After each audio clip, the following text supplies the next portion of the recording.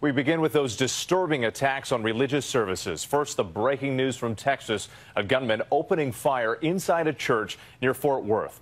The West Freeway Church of Christ live streaming the service as the man seen there at the top stood up from his seat, pulled out a long gun, and fired several times. Other church members right there shooting back. One victim was killed, another in critical condition. The gunman did not survive.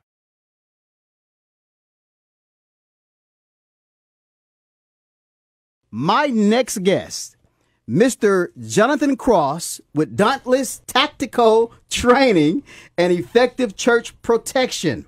Let's go ahead and jump into the conversation. Jonathan, you know, I always like to ask the question, where are you from, sir? I'm from Memphis, Tennessee.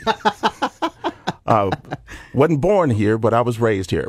My family was raised in Arkansas, about 30 miles away from Memphis, and I'm the first generation in the city itself, although I spent most of my summers in the country. I spent all the school year in the city, so I'm a city country boy. City country boy. All right, and all the things that go along with that, you know, so I can be smooth in the city, and I know how to work hard. I did pick some cotton at some point. You did pick cotton? I did pick some cotton, because my grandmother told me she didn't want me to have to do manual labor my whole life, so she wanted me to see what that felt like. And so I picked cotton one summer.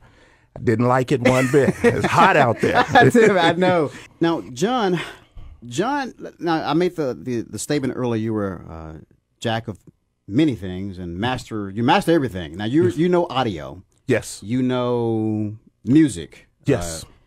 Tell it before. All right, so I'll jump right on in with that, you know, because, you know, I get this question often. People say, okay, John, I know you as a musician. Yes. You know, I know you as an audio engineer. Yes. And how is it that you're training churches now to protect themselves? That is a fabric of many colors that is well woven. All right. So the Lord, I think, has led me to this point.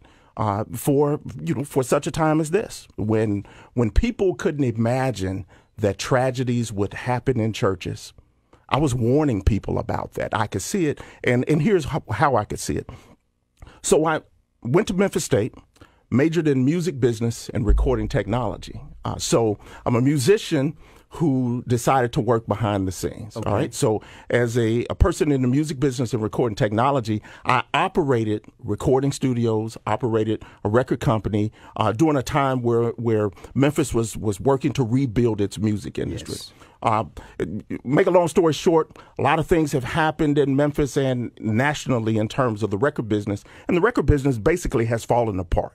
All right. So the money that used to be made in the record business, you can't really make it that way.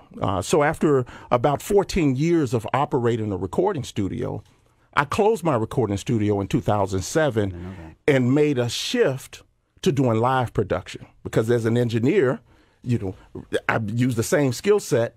The rules are just reversed, you know, so I have to break the rules of the recording studio when I'm doing things live. I have to do some things in reverse. Wow. So making that shift to live took me into large venue spaces, churches, I like it, arenas, halls, and often because I'm the engineer. So I've served as the chief audio engineer and the media director of a very large church here in Memphis for the last 11 years.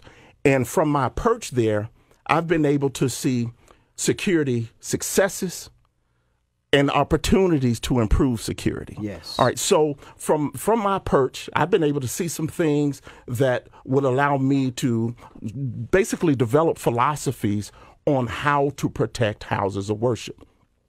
In 2015, I took a hiatus from actually working in the church environment. And during that time of period, my life came under threat. And it caused me to have to take some extraordinary measures to basically protect myself. I was a material witness in a legal action, and kind of like in a movie, my life came under threat. Wow. So in increasing my personal security, this is a Black History moment, in increasing my personal security, honestly, I had to take some significant firearms training. And here's the thing that I saw. None of the instructors looked like me. And I was taking advanced training, and almost none of the other students looked like me either. So I'm here getting highly skilled levels of training, and no one is looking like me. And I have these friends after I finish this training that I say, I want to pass this information on. And so I started taking some friends to the range. And in that same year, the Charleston church shooting happened. All units responding, 110 Calhoun State. Active shooter, multiple people down. New details emerged today about Wednesday's horrific rampage. According to a warrant for his arrest, Roof, seen here on surveillance video, entered Emmanuel AME Church around 8:06 p.m. wearing a fanny pack. After attending a Bible study class for an hour, the court documents say he stood up and pulled out a handgun and began shooting. 9 people killed. And I imagined, with the skills that I have learned, because I had to learn to protect myself because of that matter, Yes. I can teach other people that. But am I qualified to teach other people that? So I did a deep dive and went in and worked with some nationally recognized firearms trainers and some defense contractors, and basically literally became only one of 2 non-law enforcement citizens to ever get high-level special forces tactical instructor training with a major defense contractor. Wow. And there's only 2 people have done it. And they're both here in the Mid-South, and the other one, I actually took him to that training after I did it. I said, hey, you need to do this, because I don't hoard information. I believe in sharing information. There's enough oxygen in the room for all of us. That's my philosophy. Right. I have a question for you. Sure. Now, you basically you go into the church. Do you provide the service, or are you teaching the service? So I teach churches how to protect themselves. All right. So let me give you some basic fundamental concepts that are maybe inconvenient for people to think about them, but these are truths. The police cannot protect you 100% of the time. Now, that may be offensive to some, but let's say in the city of Memphis, we have 2,000 police officers, but we have 3,000 churches. Right. Right. So we can't have an officer at every church. Wow. And we cannot anticipate when the active threat is going to happen. All right. So police officers can't protect you at all times. Security guards have very minimal training. So the only people who can actually protect the church are the people within the church. Yes. So what I do with churches is I teach them how to protect themselves against the active lethal threat. So if somebody comes in with shotgun, with the pistol, with the rifle, and they start shooting, I teach the people who the church has designated as their protectors how to do that very well without hurting other people. Yes. So it's not enough for a church to say, well, we have some people who have their handgun license or concealed carry license in church, or we have a couple of officers who are off duty and they're members of the church. It's not enough, because you have an environment that's densely populated. Yes. You have to have people with a very high skill set, and there's an approach to learning that skill set. Jonathan, when you talk to the overseers of the churches, what are they saying to you when you say, I want to be able to teach or help provide a service? What's the response you're getting? So sometimes the response is mixed. Some churches, jump to, well, God is going to take care of us. And then we have to get into the issue of like, well, the scripture says faith without works is dead, like you mentioned earlier. But there's another scripture that I use. When Satan tempted Jesus wrote in the dirt and said, it is written, thou shalt not tempt the Lord thy God. Yes. Neither should you put him to the test. What that means, God can save you, but he might not. The scripture is filled with stories where God allowing his people to be martyred. So we have to get churches to overcome that concept that God will save you. He may, but he may not.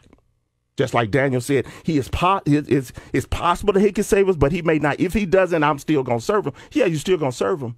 But if I am the pastor, if I'm the elder, and I pull people together every week at a designated time, it is my responsibility then to make sure those people are trained. Yes. And so when I speak to the pastors, I introduce them to this concept that I call the carnage to time ratio. Yes. Which is basically this: how many people is it acceptable for you to allow to die while you're waiting on the police? Now, if you're a member of a church, you ask your pastor that.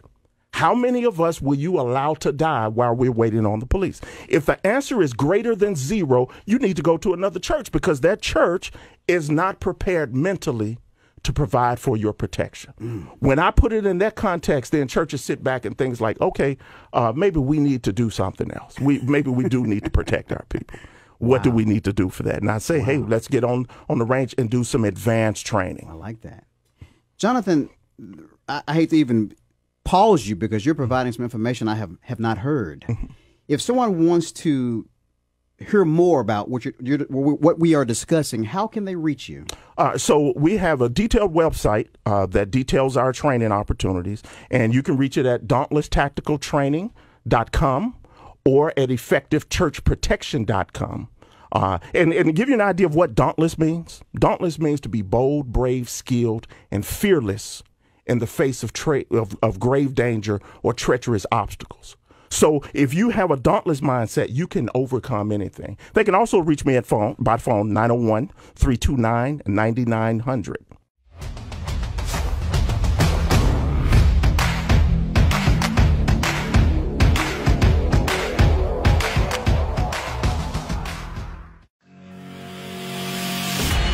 Do you possess the skill set and defensive mindset that will enhance your ability to survive and preserve your life or the lives of others if and when you are violently attacked? Unfortunately, a great many people confuse taking a class in order to apply for their state's concealed carry permit with actual training on how to effectively use the gun for personal defense. I'm Jonathan Cross, and I founded the Dauntless Tactical Training Center to be a comprehensive place of learning. Within it, we offer a boutique firearms training experience like no other, including group classes, one-on-one and private personal training, family training, security ministry training, corporate and executive training, and more on both the indoor and outdoor tactical training ranges. A Dauntless Training Center is a practical shooting school with a 360-degree non-lethal shoot house where we develop everyday protectors of life. And my mission is to train everyday people to become advanced defenders of life. Contact Dauntless Tactical Training Center today by calling 901-443-5351 or visit our website at dauntlesstactical.com to learn more about our training options, including our outdoor training courses.